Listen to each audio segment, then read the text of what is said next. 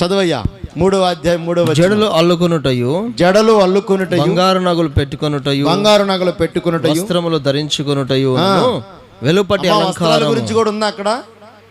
వస్త్రములు ధరించుకొనుటైనను వెలుపటి అలంకారము బయటికి కనబడే అలంకారము మీకు అలంకారములుగా ఉండక సాధువైనట్టు, సాధువు అంటే తగ్గింపు, మృదువు అంటే ప్రేమ, మృదువైనట్టు నైనా నెమ్మదత్వం, గుణమను అక్షయాలంకారము ఏంటంట? గుణము అను అక్షయాలంకారము మీ హృదయపు అంతరంగ స్వభావము మీకు అలంకారముగా ఉండవలెను, అది దేవుని దృష్టికి మిగుల విలువగలది. విలువైంది ఏందంట? నువ్వు క్రమంగా ఉండడం విలువైందంట. అంటే నువ్వు క్రమం తప్పితే దేవుని దగ్గర విలువ లేదు అని అర్థం. నీకు ఎంతకంటే నేనేం చెప్పా? క్లారిటీ వచ్చిందా? దేవుని దగ్గర మనకు విలువ కావాలంటే ఏం చేయాలా? సాధువైనట్టు, మృదువైనట్టు, అక్షయ అలంకారము కలిగి మనము క్షయమైన దాన్ని వదిలిపెడదాం. క్షయము అంటే వెళ్ళిపోయేది ఎప్పటికైనా. ఈ దేహము, చర్మం వెళ్ళిపోతుంది, ఎముకలు భూమిలో కప్పెట్టబడతాయి, కానీ ఆత్మ కప్పెట్టబడదు. వస్త్రాలు కూడా చీకిపోతాయి. ఇప్పుడు 1500 పెట్టి కొన్నాం అనుకో, 50,000 పెట్టి చీర కట్టుకున్నాం అనుకో, 2 రోజులు 3 రోజులు వేసుకుంటావు. 50,000 పెట్టి కొన్నామని సంవత్సరం అంతా అదే వేసుకొని తిరుగుతావా? కొంతమంది 2,000 పెట్టి షర్ట్ తీసుకుంటాం, వారం అంతా అదే వేసుకొని తిరుగుతామా? ఒక్కరోజు ఒక పూట వేసుకున్నామంటే చెమట కంపు కొడుతుంది. ఎప్పుడు ఏది వేయాలో అలాగనే మనం వేయాలి, వాడాలి, పక్కన పెట్టాలి. అంతేగాని అదే శాశ్వతంగా మనల్ని నడిపించకూడదు. Yes or no? మొన్నటి వరకు లోకంలో ఉన్నాం, లోకంలో నుంచి బయటకు వచ్చాం. లోకంలో నుంచి బయటకు వచ్చినప్పుడు ఒంటరిగా యాబోకు రేవు దగ్గర యాకోబు ఎలా నిలిచాడో అలా ఒంటరి వాళ్ళం అయిపోవాలి. యాకోబు ఒక్కడే 20 సంవత్సరాల తర్వాత బయటకు వచ్చి తాను చేసిన తప్పిదములన్నీ దేవుని దగ్గర ఒప్పుకున్నాడు. ఎందుకయ్యా ఒంటరిగా మిగిలిపోయాడయ్యా అంటే 20 సంవత్సరాల తర్వాత చేసినటువంటి ఆ నమ్మక ద్రోహము 20 సంవత్సరాల తర్వాత కూడా ఆయన వెంబడించి చంపడానికి ప్రయత్నం చేసింది. ఒంటరివాడు అయిపోయాడు. నేను చచ్చిపోతానేమో, కానీ ఆయన బతికింపబట్టం కోసం ఎదుటి వారిని పాములుగా పగగా వాడుకుంటున్నాడు. ఎదుటి వారిని చంపడానికి పని చూసుకుంటున్నాడు. వాళ్ళు నాశనమైనా పర్వాలేదు. చూడు, ఈరోజు నువ్వు దేవునికి వ్యతిరేకం వెళ్తూ నీ కుటుంబాన్ని నాశనం చేస్తున్నావు, నీ భార్యను నాశనం చేస్తున్నావు. నీ మాట వినకపోతే కొడతావు, నీ మాట వినకపోతే చంపుతానంటావు, లేపేస్తానంటావు, పిల్లలను కొడతావు, చంపుతావు. వ్యతిరేకంగా నడుస్తుంది నువ్వు, మాట్లాడుతుంది నువ్వు, జీవిస్తుంది నువ్వు. దేవునికి వ్యతిరేకంగా లేచి నువ్వు శపించబడేటప్పుడు, దేవుడు నిన్ను కొడుతున్నప్పుడు నీ ద్వారా నాకు శాపం వస్తుందని ఎదుటి వాళ్ళని విమర్శించడం ఎంతవరకు కరెక్టు? తమ క్రియలను బట్టి ప్రతిఫలము దేవుడిస్తాడని చెప్పాడు. వారి వారి క్రియల ప్రతిఫలం ప్రతి వాడు పొందుకున్నట్లు ప్రతి వానికి సిద్ధపరిచిన జీతం నా దగ్గర ఉంది అన్నాడు. ఈరోజు నీ కుటుంబం శపించబడడానికి కారణం నువ్వు కాదు. కుటుంబం శోధనలోకి వెళ్ళడానికి కారణం నువ్వు కాదు. దేవుడు దీవిచ్చినప్పుడు దీవెనలన్నీ ఇష్టం వచ్చినట్లుగా వాడేసావు. ఈరోజు నడి రోడ్డు మీదకి వచ్చాం. మరి ఇప్పుడు నేను ఎలా పైకి రావాలంటే మనుషుల వైపు చూస్తే పైకి రామో. వెళ్ళు, యాబోకు రేవు దగ్గరికి వెళ్ళు, అక్కడ యేసయ్యను కలుసుకో, పశ్చాత్తాపడు, ప్రార్థన చెయ్యి, ఏడువు, ఉపవాసాలుండు, దేవుని దగ్గర నీ హృదయాన్ని అంతా బద్దలు చేసుకొని కన్నీరు కాచు. పోగొట్టుకున్న దీవెనలని నీవు వెంబడించకపోతే మళ్ళీ నీ పేరు తిప్పి పెట్టుకోవాలా? ఆమేన్. పోగొట్టుకున్నవన్నీ మళ్ళా నీ దగ్గరకు దేవుడు తీసుకొస్తాడు. తన ప్రియులు నిద్రించుచూ ఉండగా ఆయన వారికి ఇస్తున్నాడు. నీ మాట వినకపోతే నిర్లక్ష్య ధోరణి వద్దు. నీ పద్ధతిని బట్టి నీ ఇల్లు నీ మాట వింటది. Commanding no. ప్రేమ చూపించు, ప్రేమతో మాట్లాడు. ఎప్పుడు నువ్వు చచ్చిపోవాలని కుటుంబం కోరుకోకూడదు. ఎప్పుడు నా కుటుంబం నన్ను వదిలిపెట్టి పోకూడదు అని కోరుకోవాలా? నా తల్లి నన్ను వదిలిపెట్టి పోకూడదు, నా తండ్రి నన్ను వదిలిపెట్టి పోకూడదు. నీ కోసము ఏడ్చి పరితప్పించేటట్లుగా తండ్రిగా నువ్వు మారాలా. ఒక బాధ్యత కలిగినటువంటి తండ్రిగా, ఒక బాధ్యత కలిగిన తల్లిగా, ఒక బాధ్యత కలిగినటువంటి తోడబుట్టినోడుగా, అన్నదమ్ములుగా, కుటుంబముగా నువ్వు మార్చబడగలిగితే ఈరోజు నీ జన్మకు సార్థకం అవుతుంది. అలా లేకుండా ఆ రోడ్డు మీద పంది బతుకుతుంది, నేను కూడా ఉన్నాను రోజు అప్పన్న తన్న మన్న అందరికీ దండ ఏమా బాగున్నావా, ఏందిరా నీ వల్ల ఉపయోగం? నిన్ను చూసిన వాళ్ళు నీ పిల్లం రోడ్డు మీద తిరగలేకపోతుంది, నీ కుటుంబం రోడ్డు మీద తిరగలేకపోతుంది, నీ కుటుంబ వ్యవస్థ రోడ్డు మీద తిరగలేకపోతుంది. సాక్ష్యం ఉందా? సాక్ష్యం మనకు కావాలంటే గౌరవం మనం పిలుచుకుంటే రాదు. పిలుచుకుంటే వచ్చిందా గౌరవం? డబ్బులు పెట్టి కొనుక్కుంటే వచ్చిందా గౌరవం? అందరు చెప్పాలి. డబ్బులు పెట్టి కొంటే వచ్చిద్దా?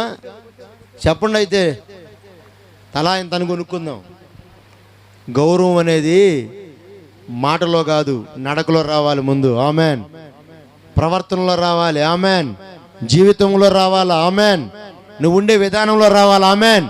నువ్వు నడిచే నడకలో, నువ్వు కూర్చునే విధానంలో, ఇతరులతో నువ్వు సంభాషించే సంభాషణలతో నీకు గౌరవం పెరుగుతుంది. అంతేగాని కుటుంబం రోడ్డు మీద వదిలేసి ఇష్టం వచ్చినట్లుగా, అసలు నీ కుటుంబంలో నీ భార్య నీ పిల్లలు అన్నం తింటున్నారు లేదు? ఏ రోజైనా అడిగావా కూర్చొని? మా తిన్నావా, తింటున్నావా, ఏమి వండుతాం ఈరోజు? ఏ రోజైనా కుటుంబంతో కలిసి అడిగిన రోజులు ఉన్నాయా నీకు? సిగ్గులేని బతికేందుకు? తొందరగా చచ్చిపో. దేవునికి స్తోత్రం. ఆ కుటుంబం అంతా బాగుపడుతుంది సంతోషంగా. ఇలాంటి వాళ్ళు ఉన్నా ఒకటే, లేకపోయినా ఒకటే. ఏ రోజైనా నీ భార్యను నీ పిల్లలను కూర్చోబెట్టుకొని అన్నం తిన్నావా? ప్రేమగా కలిపి 2 ముద్దలు అన్నం పెట్టావా ఏ రోజైనా నీ భార్యకి? ఆలోచన చేయి. పందిలాగా బతకబాక. ఎక్కడైనా మారు మనసు పొందాలా. ఎన్ని బాధలున్నా, ఎన్ని కష్టాలున్నా, బయట నువ్వు ఎంత పని చేసినా, ఎంత తిరిగినా, నువ్వెంత నీచుడువైనా, ఎంత దరిద్రుడువైనా, ఎంత నికృష్టువైనా ఊరంతా వెలేస్తారు, కానీ నీ భార్య మాత్రం నిన్ను వెలేయదు.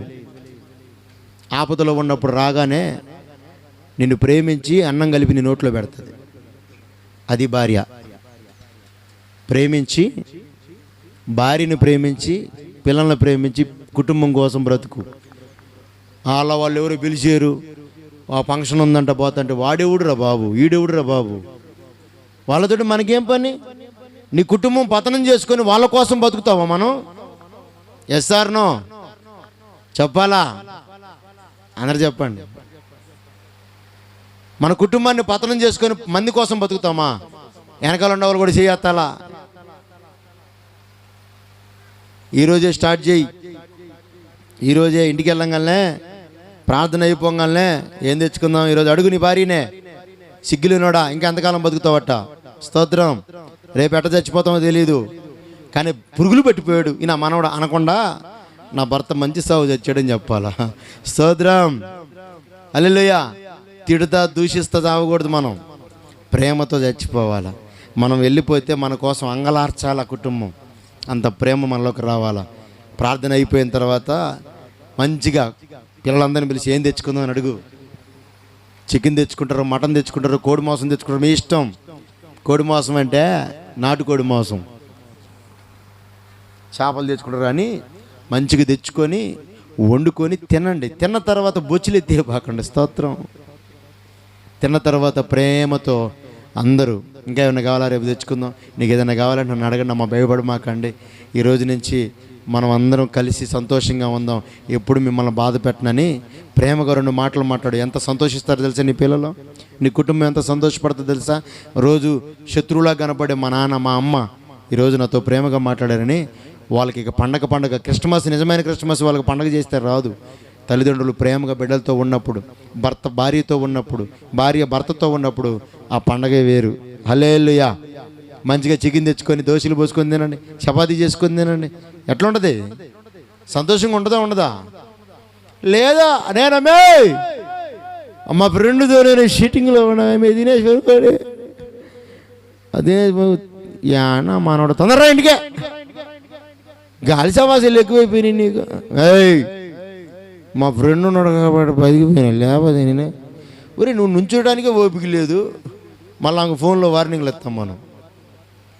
వత్త రోడ్డు మేము పడిపోతాం, మళ్ళీ ఆమె ఆటోకి తీసుకొని పోయి నేను ఎక్కించుకొని రావాలి. ఎంత తిట్టినా ఎంత కొట్టినా సిగ్గు లేకుండా బయట ఉందో చూడు. ఒక దారం కట్టేవని అదొక దాన్ని చూసుకో నువ్వు చాలు. ఒక దారాన్ని పట్టుకొని నీ కోసం నిలబడ్డదంటే పుణ్యాత్మరాలు దండం పెట్టండి. కొట్టయ్యా, సిగ్గు లేకుండా చప్పట్లు కొట్టండి అయ్యా. మీరు కూడా కొట్టండి. మీకు సంతోషమా కాదా? ఈరోజు నుంచి మారదామా? ఎంతమంది మారదామా వద్దా? మిగతా వాళ్ళు ఎవరు చేతులు ఎత్తట్లేదు.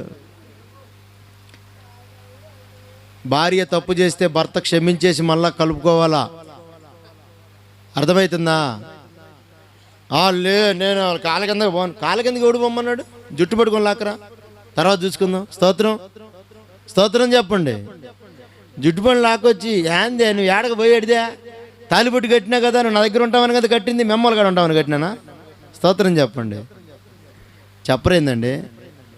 అమ్మ దగ్గర కాపురానికి ఉండే పని అయితే ఏడకి ఎందుకు చేసుకోవటం? నా దగ్గర ఉంటామని చేసుకున్నావా, మీ అమ్మకాడ ఉంటామని చేసుకున్నావా? నా దగ్గర ఉంటాననేగా వచ్చి చెల్, లేకపోతే సంతకం పెట్టేసి ఏడాకులు. అయ్యా ప్రమాణాలన్నీ ఏమైపోయినాయి అయ్యా, అన్నీ పోయా. దండం పెడితే ప్రమాణం చేతివే, ఇప్పుడేమో మా అమ్మే కావాలంటే ఎంత దుర్మార్గురాలువే. ఇక నువ్వు నాకు వద్దు, నీలాంటిది నాకు వద్దు, నా ఇంట్లోకి వస్తే నా కొంప కూడా కొల్లేరైపోద్ది, వస్తావా వదిలేస్తావా? 2 మాటలు రాదా అండి? నిజంగా మన మీద ప్రేమ ఉంటే వచ్చిద్దా రాదా? చెప్పండి. ఇష్టం లేకపోతేనేమో సంతకం పెడుతుంది, ఇష్టం ఉంటేనేమో మా అమ్మయ్యో నువ్వు ఆడుంటే నేను ఆడుంటా మామయ్య చెలో. ఇక వాళ్ళ అమ్మ మొహం కూడా చూపిద్ది. ఇక స్తోత్రం చెప్పండి. అయ్యో పాస్టర్ గారు దుర్మార్గుల్లాగా ఆలోచించబాకండి అయ్యా. అమ్మ పుట్టింటి తరపు నుంచి దుర్మార్గంగా ఆలోచించి భర్తని భార్యని విడిదయ్యాలనుకున్న వాళ్ళేమో పుణ్యాత్ములా? ఆ పిల్లని చేసుకొని కుటుంబం కట్టబడాలనుకున్న వాడేమో దుర్మార్గుడా? ఎక్కడ న్యాయం అండి? ఏ లా చెప్తుంది ఇది? మారదాం వద్దా? ఒకవేళ వాళ్ళ కడుపులో ఏమైనా పెట్టుకొని గురుగులు ఏమైనా వేసిండు అనుకో, మనోడే ఎగురుతాడు. అందుకే వాళ్ళు ఎగరక ముందలే మనం వాళ్ళని ఎగిరేద్దాం. స్తోత్రం చెప్పండి. మీరు ఎన్ని బాధలు పెట్టినా ఇంకా మీ భార్యలు గులికి లేదంటే అర్థం చేసుకోండి మీ మీద అంత ప్రేమ. డౌట్ వస్తుంది మీకు అంటే అంత ప్రేమ ఉంది మీ మీద. ఫోన్లు చేసి నాతో మాట్లాడుతూ ఉంటారు, అన్నయ్య మా ఆయన చాలా మంచోడు అన్నయ్య, తాగినా కూడా ఒక్కోసారి తిడతాడే కానీ చాలా మంచోడు అన్నయ్య, చాలా ప్రేమగా ఉంటాడు అన్నయ్య, ఆ తాగినప్పుడే అన్నయ్య, ఆ తాగుడు మాంతే మేమందరం కుటుంబం సంతోషంగా ఉంటామా అన్నయ్య, ప్రేయర్ చేయండి అన్నయ్య అని కన్నీరు గార్చిన సహోదరులు ఎంతోమంది ఉన్నారు. చెప్పండి. మీకు తెలిసే తెలీదు, షాపుల్లో అమ్మేది కూడా కొన్ని అయ్యే. షాపుల్లో మనకు తెలియదు, డూప్లికేట్ కూడా కొన్ని తెచ్చి పెడతారు. కొంతమంది అమ్మ బయట నుంచి ట్రాన్స్పోర్ట్ అయ్యి వస్తాయి, వాళ్ళు ఎక్కడ ఎట్లా తయారు చేస్తున్నారు మనకు తెలియదుగా. ఇష్టం వచ్చినట్లుగా రంగులు కలిపి దాంట్లో కొన్ని మత్తు టాబ్లెట్లు వేస్తారు, స్పిరిట్ కలిపి వాళ్ళు తెచ్చి ఆడ పెడితే ఇది మందు అనుకుని వాళ్ళు తాగుతున్నారు, కానీ అది మందు కాదు. కొన్ని రకాల రసాయనాలు కలిపి మందుగా తీసుకొచ్చి చిత్రీకరించి ఆడ పెడుతున్నారు. దానికి ఓల్డ్ మంక్ అని, బ్యాక్ పైపర్ అని, తర్వాత ఏందన్నా బీర్లు అండి, 5000 బీర్లు అని. ఇప్పుడు ఇంకోటి వచ్చిందంట, జగన్ వచ్చిన తర్వాత బూమ్ అంట, బూమ్ బీర్ అంట. రకరకాల రసాయనాలు తీసుకొచ్చి పేర్లు పెట్టేసి అమ్ముతున్నారు. బూమ్ బీర్లు తాగిన వాళ్ళందరూ మెంటలు ఎక్కుతుందంట. కాబట్టి ఈ సంవత్సరంలో మన కుటుంబాలు పరలోకములాగా మారునుగాక. ఎంతమంది మాదాం? ఇంటికి వెళ్తే భార్యాభర్తలు అందరూ ఎంతమంది కూరలు తెచ్చుకొని తింటారు? సంతోషంగా సనుగుతా కాదు, అన్న చెప్పాడని వాళ్ళకి తెస్తున్నా లేకపోతే ఎంత చూసేవాను. అయ్యా అన్న చెప్పాడనో అయ్యి చెప్పాడని చెప్పొద్దు. నీ భార్య నిన్ను ప్రేమించి నీ దగ్గరికి వచ్చింది కాబట్టి ప్రేమతో ఇంటికి తీసుకెళ్ళి మంచిగా వండుకొని తినండి, హ్యాపీగా సంతోషంగా కలకాలం మీరు ఎదగండి. మీ పిల్లల్ని కూడా మీతో పాటు దేవుళ్ళని నడిపించండి. అలా ఉంటేనే సాతాను హాస్పిటల్కి పెట్టిస్తుందే డబ్బులు. నువ్వు చెప్తున్నావు, నువ్వు ప్రార్థన చేస్తున్నా కూడా వాళ్ళు నిర్లక్ష్యం చేస్తున్నారు. ఏమంటే డాక్టర్ నమ్మినంత దానికంటే మనం దేవుడిని నమ్మితే ఎంత బాగుంటుంది. ఎస్ఆర్నా? డాక్టర్ మీద మనకు నమ్మకం ఉంటుంది, దేవుని మీద అన్నయ్య డాక్టరే కదా అన్నయ్య, దేవుడే కదా అన్నయ్య, గుళికలు వేసుకోవద్దని నేను చెప్పను, నా ద్వారా అయ్యే పని నేను చేస్తా. డాక్టర్ ద్వారా అయ్యే పని డాక్టర్ చేయాలి. Yes sir no? మన దగ్గర నయమని రోగం అంటూ ఏదీ లేదు. దేవుడు సర్వరోగ నివారణి పరిశుద్ధ గ్రంథం. సర్వరోగ నివారణి యేసు రక్తమే జయం. ఆమె చెప్పండి. సర్వరోగ నివారణి ఏంటిది చెప్పండి? సర్వరోగ నివారణి యేసు రక్తమే సర్వరోగాలకి మందు. దయ్యమైనా, చేతబడైనా, వ్యాధులైనా, రోగాలైనా, అల్సర్ అయినా, క్యాన్సర్ అయినా, బీపీ అయినా, షుగర్ అయినా, దేనికైనా దేవుని యొక్క రక్తమే మనకి మందు. అది కరెక్ట్గా నువ్వు తీసుకోగలిగితే ఆ షుగర్ అనేది కానీ, బీపీ అనేది కానీ, అల్సర్ కానీ, లివర్ ప్రాబ్లం కానీ, కిడ్నీ ప్రాబ్లం ఏది నీకు రాదు. డన్నా? ఎంతమంది మారదామా? శత్రువులను ప్రేమిద్దామా? మీ అన్నదమ్ములకి ఎంతమందికి ఫోన్ చేసి మాట్లాడతారా? చెయ్యత్తండే, ఏదో ఊడిపోయిద్ది అన్నట్టు ఎత్తుతున్నారు. స్తోత్రం. మీ కుటుంబంలో ఎవరితోనే మీకు శత్రువులు ఉంటే మాట్లాడండి పోయి.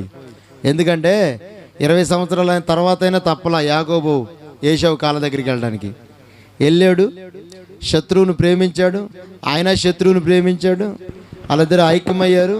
ఇప్పుడు ఆశీర్వదింపబడిన వాడు, శపించబడిన వాడు ఇద్దరు దీవించబడ్డారు. Yes or no? మనము కూడా అలా ఉండాలి. మన మీద ఉన్న దీవెన మన ఇంట్లో వాళ్ళ మీదకి రావాలి. నేను బాగుపడ్డాలే, వాళ్ళు ఎట్టని వచ్చినా పర్వాలేదు.